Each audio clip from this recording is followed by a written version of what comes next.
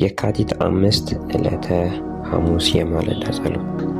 እግዚአብሔር ስለዚህ ጊዜ እናመሰግናለን። አብረህን ስለሆንክ፣ አብረህን ስለቆየህ፣ ተአምርህ በሕይወታችን ስለበዛ፣ ምሕረትና ቸርነትህ ለዘላለም ስለሚከተለን እናመሰግናለን። እግዚአብሔር ሆይ የማትለመድ ሁሌም አዲስ የሆንክ እግዚአብሔር ሆይ አወቅን ስንል የማናቃቸው እግዚአብሔር ስላንተ ብዙ ነገር በሕይወታችን ስለምታሳይ እናመሰግናለን። እግዚአብሔር ሆይ አንተን በማወቅ የሚገኘው እድገቶች፣ አንተን በማወቅ የሚገኙ ፍሬዎች በሕይወታችን ስለምታበዛ ቸርነትና ሕይወት በሕይወታችን ስለሚከተለን እናመሰግናለን። እግዚአብሔር ካንተ የተነሳ ጠግበን እናድራለን። ካንተ የተነሳ እግዚአብሔር ሆይ የምንፈልገውን በልባችን ያለውን መሻት ባንተ ስለምንደሰት እናገኛለን። እንደ ቃል በሕይወታችን ስለምትሰራ እናመሰግናለን። ጌታ እግዚአብሔር ሆይ ደግሞ እጸልያለሁ በጌታ በኢየሱስ ክርስቶስ ስም ካንተ ውጪ በሕይወታችን ንጉስ ባንተ በእኛ ሕይወት እግዚአብሔር ሆይ የሚሰራ ስልጣን ያለው የትኛውም ኃጢአት ቢሆን የትኛውም ልምምድ ቢሆን የትኛውም እግዚአብሔር ሆይ የአጋንንት አሰራር ቢሆን በተለያዩ ያሉ እግዚአብሔር ካንተ ውጪ በሕይወቴ የነገሰ ነገር በኢየሱስ ክርስቶስ ስም እንዲዋረድ በኢየሱስ ክርስቶስ ስም ንግስናው እንዲሻር እጸልያለሁ። እግዚአብሔር ሆይ በአንድ ወንበር ላይ በአንድ ቤት ውስጥ እግዚአብሔር ሁለት ንጉስ ሊኖር አይችልምና ወይ አንዱ ተገዝቶ ወይ አንዱ ባሪያ ሆኖለት ይኖራልና እግዚአብሔር በኢየሱስ ክርስቶስ ስም በሕይወታችን ሁሉ እጸልያለሁ በጌታ በኢየሱስ ክርስቶስ ስም።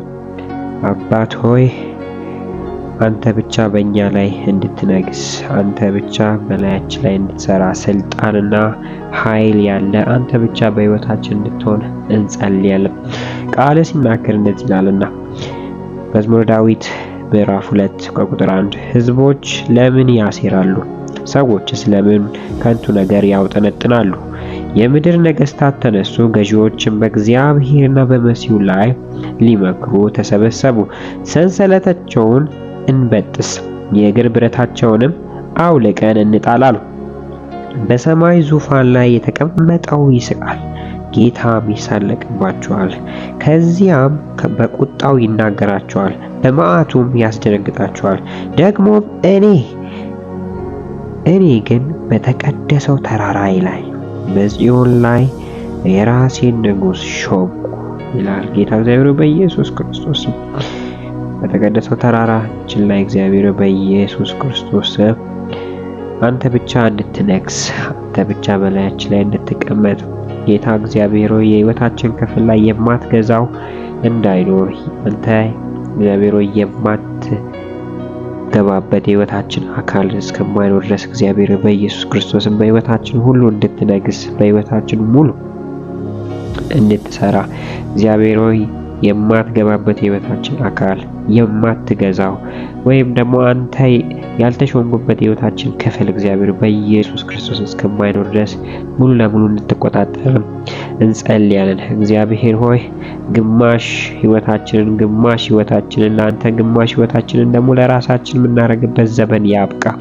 እግዚአብሔር ሆይ ስለ ስራ ጸልየን፣ ስለ ተለያዩ የምድር ነገር ጸልየን፣ ስለ መንፈሳዊ ሕይወታችን ማንጸልይበት ወይም ደግሞ አንተ ማትሾምበት እግዚአብሔር ሆይ የሕይወታችን አካል እስከማይኖር ድረስ በኢየሱስ ክርስቶስ ስም እንጸልያለን። ሙሉ ነገራችን እግዚአብሔር ስጋችንን፣ መንፈሳችንን፣ ነፍሳችንን ሙሉ ለሙሉ እግዚአብሔር ሆይ አንተ እንድትሾምበት አንተ እንድታካልለው የኛ ነው የምንለው ነገር እስከማይኖር ድረስ እግዚአብሔር ሆይ አንተ በሕይወታችን፣ በልጆቻችን፣ በትምህርታችን፣ በስራችን፣ በትዳራችን እግዚአብሔር ሆይ በአገልግሎታችን በሁሉም ነገር አንተን እንሾማለን። በዚህ እግዚአብሔር በኢየሱስ ክርስቶስ በሕይወታችን ንግስና ይታይ፣ በሕይወታችን ኃያልነት ይታይ።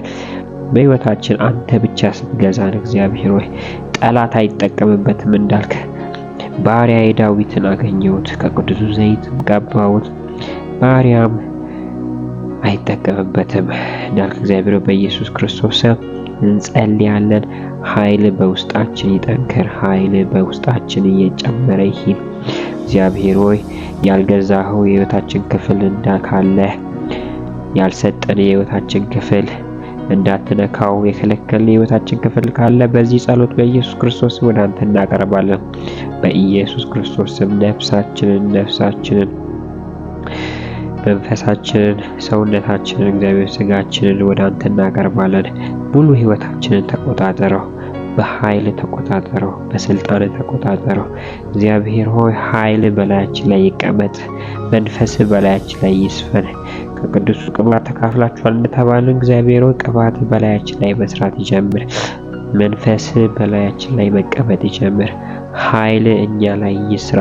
እግዚአብሔር በጌታ በኢየሱስ ክርስቶስ ስም አንተን ያነገሱ አንተን ብቻ በላያቸው ላይ የሾሙ እግዚአብሔር ሆይ በመከራ ውስጥ ጸንተው ቀርተዋል።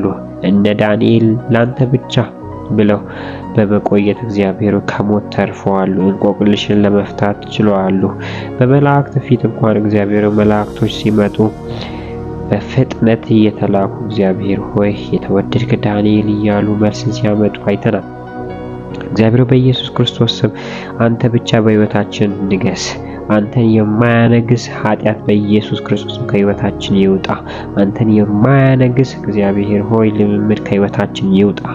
ንግስናቸውን እንሽራለን። ካንተ ውጪ ደባል አምላክ በሕይወታችን አይኑር።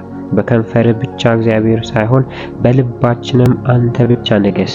እግዚአብሔር ብር እንዳይሰለጥንብን የዚህ ዓለም ስልጣን እግዚአብሔር የዚህ ዓለም አሰራር የብር አሰራር እግዚአብሔር ጌታችን እንዳይሆን እግዚአብሔር ለብር ብለን ነፍሳችንን እግዚአብሔር ሆይ መንፈሳችንን እንዳናጣ በኢየሱስ ክርስቶስ ስም አንተን ብቻ ሾምን።